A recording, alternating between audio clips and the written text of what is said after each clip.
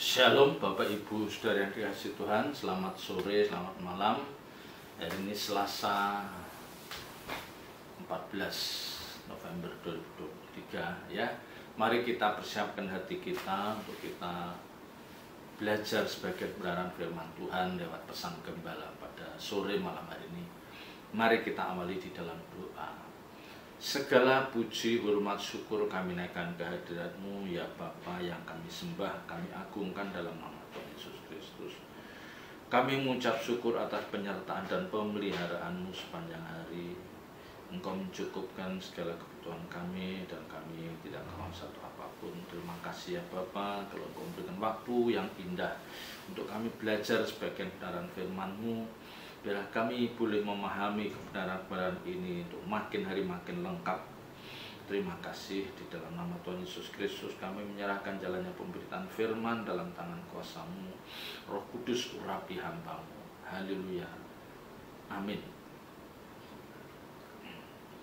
Bapak, Ibu, Saudara yang dikasihi Tuhan, pada sore malam hari ini kami akan menyampaikan satu kebenaran ya, yang kelihatannya aneh kalau kita dengar ya, kok kayaknya sesuatu yang tidak lazim. Tetapi kalau kita renungkan ya, tadi saya juga merenungkan beberapa lama, memang ya ada benarnya ya. Memang seringkali ketika kita membaca Alkitab yang itu adalah kebenaran firman Tuhan, yang itu adalah ilham Allah yang ditulis oleh orang-orang yang diurapi Allah ya, kita seringkali tidak bisa langsung ya, tidak otomatis langsung bisa memahami kebenaran itu ya, perlu perenungan atau perlu hikmat yang dari Allah untuk bisa memahami ya. Bahkan mungkin ya, banyak di bagian Alkitab ya, ini dari Kejadian sampai Wahyu itu mungkin ada banyak hal yang kita belum bisa memahami dengan benar ya, dan ini tidak masalah ya, artinya gini, artinya sepanjang kita memang berjuang berusaha untuk mengerti kebenaran yang kita dengar, yang kita baca ya, kita ada keinginan yang kuat untuk bisa memahami ya, pasti Roh Kudus akan tolong. Tetapi memang ada kebenaran firman yang tidak mudah dipahami ya. Karena ingat ya, ini yang selalu saya ingatkan ya, bahwa Alkitab itu adalah pikiran Allah.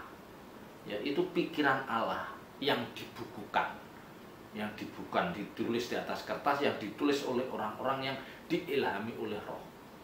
Ya, yang pernah saya katakan, tidak seorang pun, siapapun hamba Tuhan sehebat apapun mengerti seluruh isi Alkitab itu dengan benar, dengan tepat seperti maksud penulis ya, dengan tepat, dengan benar seperti maksud penulis ya. Kalau semua orang bisa mengerti ini, pasti tidak ada pertikaian, tidak ada perdebatan sesama pendeta, nggak mungkin ada. Tetapi kenyataannya kita temukan banyak perdebatan, pertentangan ya, adu argumentasi. Yang memprihatinkan adalah itu sampai ke ranah yang menyedihkan ya, menjelek-jelekan pendeta lain ya, ini ya. Padahal kita tahu bahwa ini pikiran Tuhan yang dibukukan. Mungkin terhadap hamba Tuhan itu Allah, Tuhan memberikan pewahyuan ini, yang terhadap hamba Tuhan itu berikan pewahyuan itu bisa ya. Kita tidak boleh saling menghakimi ya, karena memang tidak mudah untuk memahami hal ini ya. Makanya adalah lebih bijak kalau kita tidak hanya memahami, tetapi mengenakan kebenaran ini dalam hidup kita. Nah, ini yang jarang. Banyak orang mengerti kebenaran, wah tahu intang ini, tetapi tidak dikenakan dalam hidupnya. Hanya terbatas sebagai apa? Di otak, kognitif, sebagai pengetahuan saja. Tapi peragaan hidupnya berantakan. Bisa ada orang-orang yang begitu mengerti kebenaran firman Tuhan, ditanya bahasa aslinya, ngerti ini, ngerti itu, tetapi peragaan hidupnya memprihatinkan, tidak menjadi berkat, bahkan cenderung menjadi batu sandungan. Masalahnya apa? Masalah dia hanya mengandalkan kemampuan otaknya secara kognitif, pengetahuannya hebat, tetapi dia tidak berusaha, dia tidak punya kerinduan yang kuat untuk berinteraksi, bertemu dengan Tuhan, bersentuhan dengan Tuhan, mengalami hadirat Tuhan. Ya, ini yang membedakan.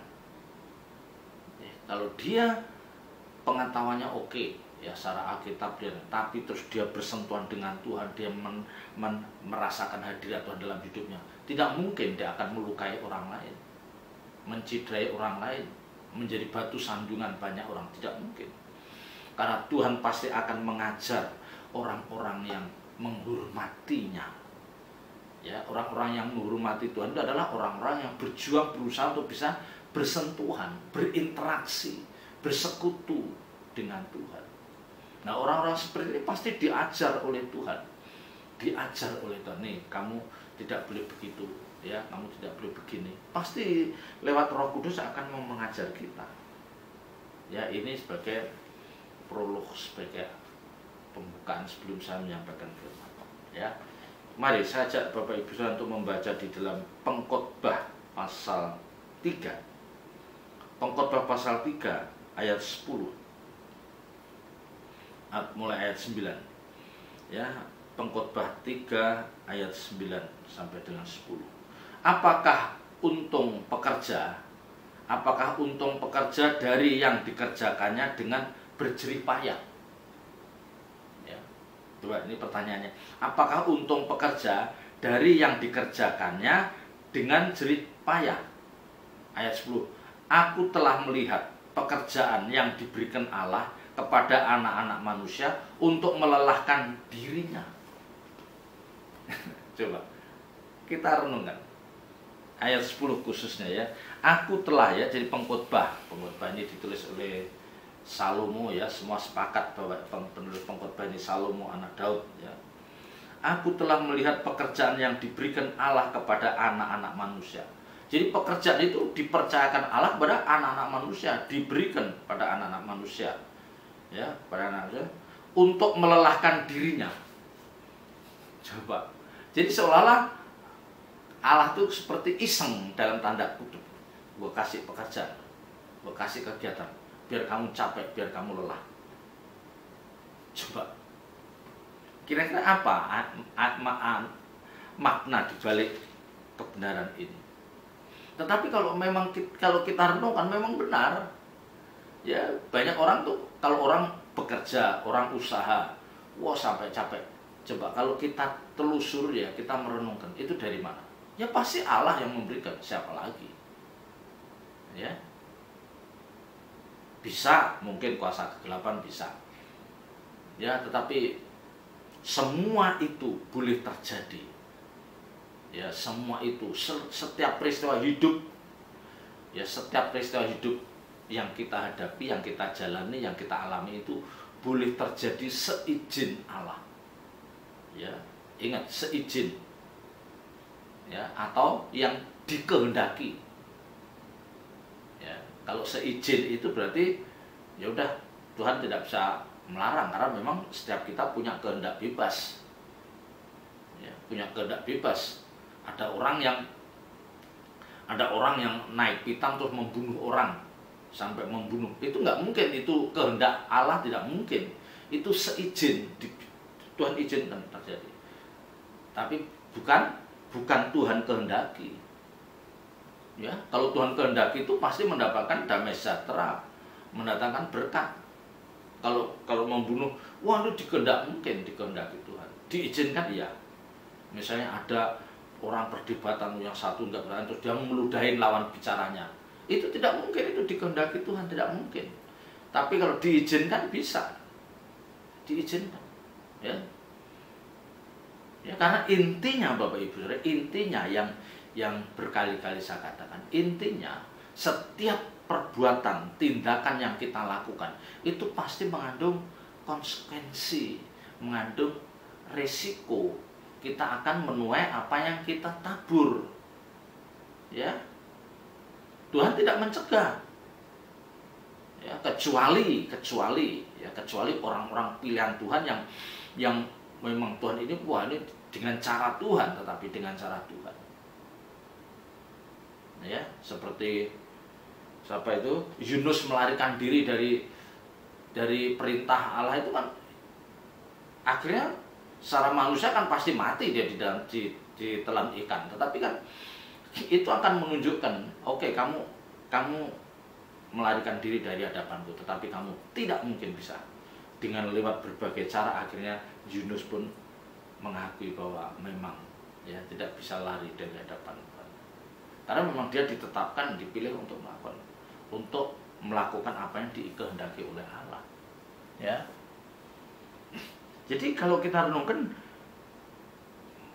memang ada benarnya juga ya. Aku telah melihat pekerjaan yang diberikan Allah kepada anak-anak manusia untuk melelahkan dirinya, membuat orang itu lelah.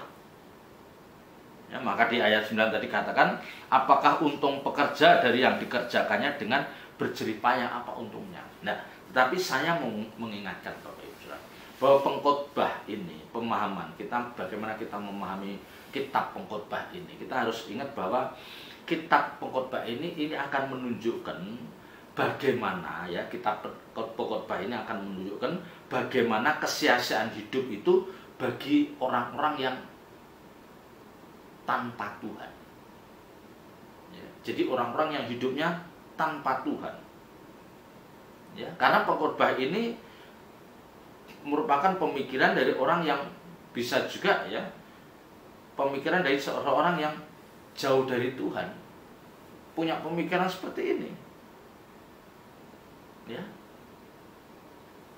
Tetapi kalau kita orang-orang yang disertai Tuhan, orang-orang yang mengerti kehendak Tuhan, orang-orang yang menyadari, ingat nih, orang-orang yang menyadari bahwa kita itu hidup, kita itu diciptakan untuk hidup bagi kemuliaan Tuhan.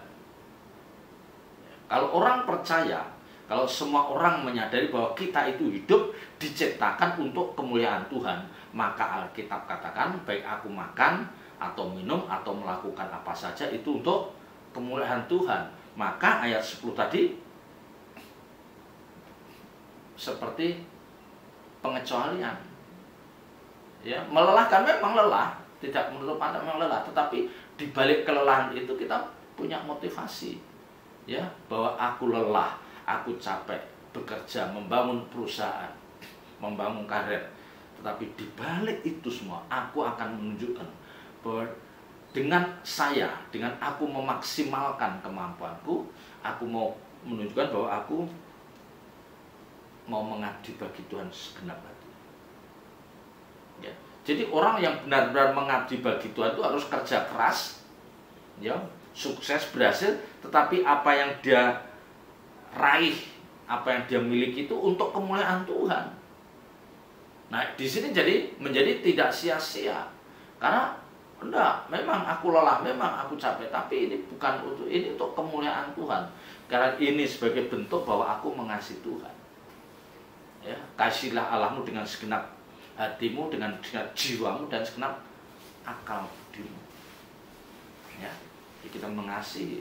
Jangan kita, makanya ini yang seringkali salah nih. Jangan kita sebagai orang percaya menggelar hidup seenaknya, ya, menggelar hidup semaunya, ya, dengan menuruti keinginan daging, keinginan mata, ya, keangkuhan hidup, ya, seperti yang orang-orang dunia kerjakan, dan akhirnya dia mengalami berbagai masalah dalam hidupnya. Jatuh miskin lah, dililit utang banyak lah, dikejar-kejar debt collector lah, mengganggu orang lain lah. Terus dia berdoa supaya Tuhan menolong.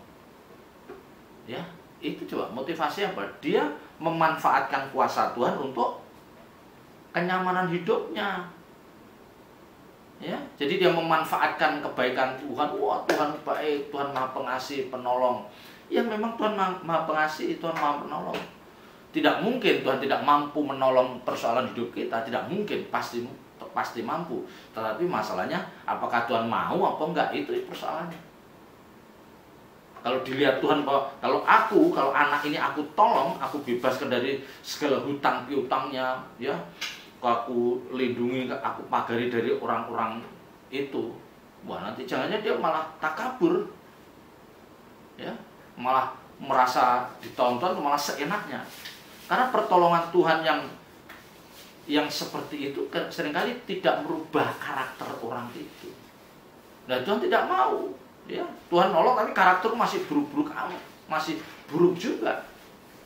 Ya, ada orang yang dulunya hidupnya pas-pasan.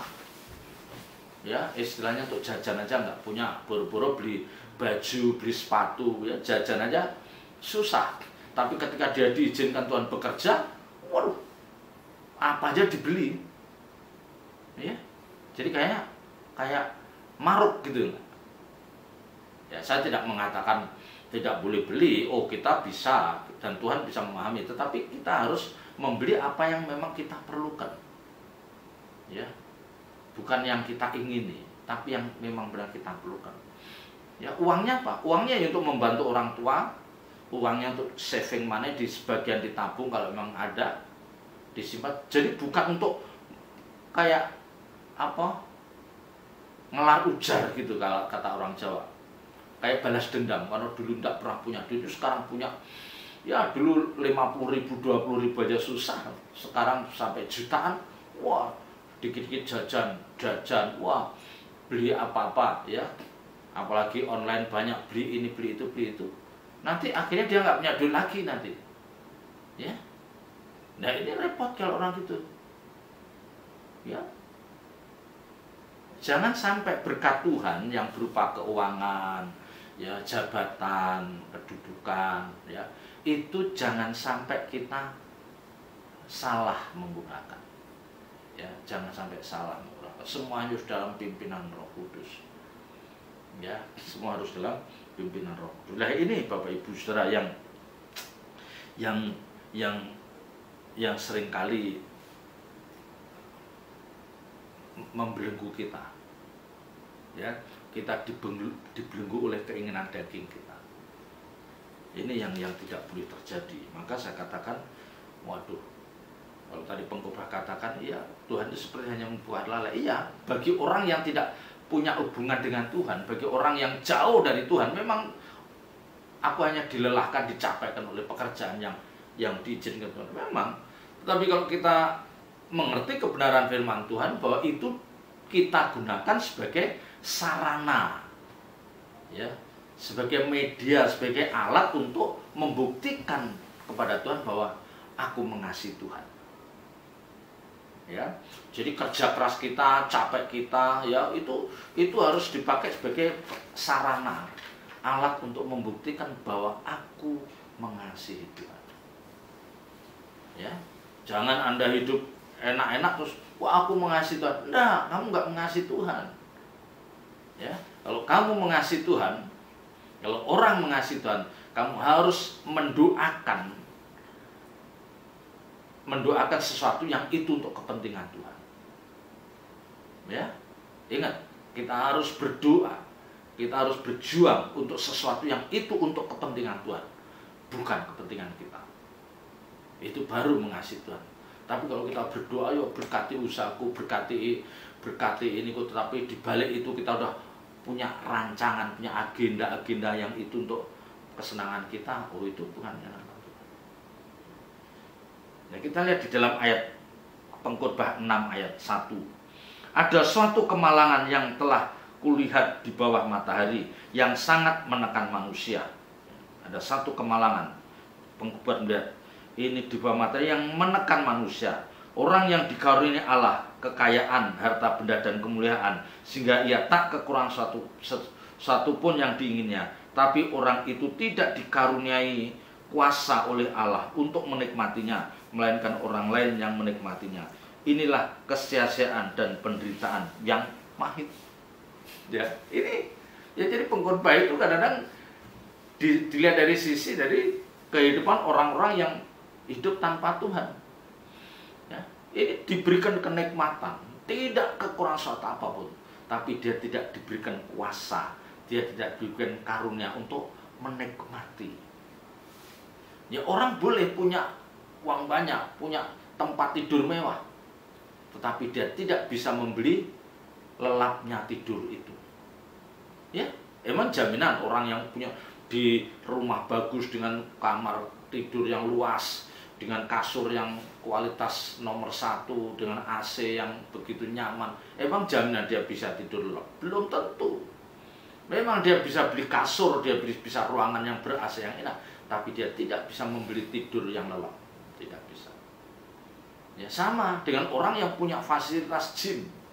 Wah, dia punya gym sendiri, punya lapangan, punya kolam renang sendiri, ya, punya lapangan bulu tangkis sendiri, tapi dia tidak bisa membeli kesehatan. Apa dijamin mereka yang punya itu pasti sehat? Belum tentu. Ya, belum tentu. Belum tentu. Orang yang diberikan istri yang cantik, istri yang belum tentu dia bisa menikmati istrinya. Artinya belum tentu dia bisa klik dengan istrinya. Bisa aja istrinya punya idaman lain, misalnya punya sosok lain yang lebih hebat dari suaminya. Belum tentu. Ya, kan kita bisa melihat, ya, istri-istri yang hebat, yang cantik, yang karirnya melejit dengan mudah meninggalkan pasangan hidupnya. Ya, sama yang punya suami ganteng, suami kaya, pintar, belum tentu istri yang menikmati, belum tentu. Saya katakan tidak ya, tapi belum tentu. Ya, kita lihat aja kehidupannya. Dia bisa menghabiskan waktunya dengan teman-teman kerjanya, teman syutingnya misalnya kalau dia bintang film, rekan bisnisnya kalau dia ke bisnis, istrinya di rumah. Ya, saya katakan belum tentu menikmati. Ya, belum lagi nanti punya anak-anak hebat, ya, anak-anak hebat, wah luar negeri, wah sampai S2, S3 dan dia kerja di luar negeri hebat, tapi orang tuanya seorang diri di rumah dalam keadaan tua renta. Ketika dia misalnya orang tua itu mendadak kena serangan jantung atau sakit yang mendadak, anaknya di luar negeri juga dia tidak bisa, dia berharap anaknya ada di sampingnya, ternyata sampai menutup mata dia tidak ketemu anaknya. Loh, itu ada, ya, pengakuan seorang pemimpin negara ini, ya, ketika dia tua renta, anak-anaknya melanglang buana di luar negeri dan dia sendiri kesepian. Ya, ini Bapak Ibu, jadi karunia menikmati itu penting. Ya, jadi makanya Alkitab katakan mengucap syukurlah dalam segala hal, karena itu yang dikehendaki. Kalau Tuhan percayakan dengan rumah sebesar ini, ya puji Tuhan. Ya, Tuhan percayakan dengan motor, ya puji Tuhan, tidak masalah, kita nikmati. Ya, toh akhirnya semuanya akan ujungnya apa? Ujungnya akan kembali kepada Sang Pencipta, kepada Allah Bapa. Ujungnya ke sana.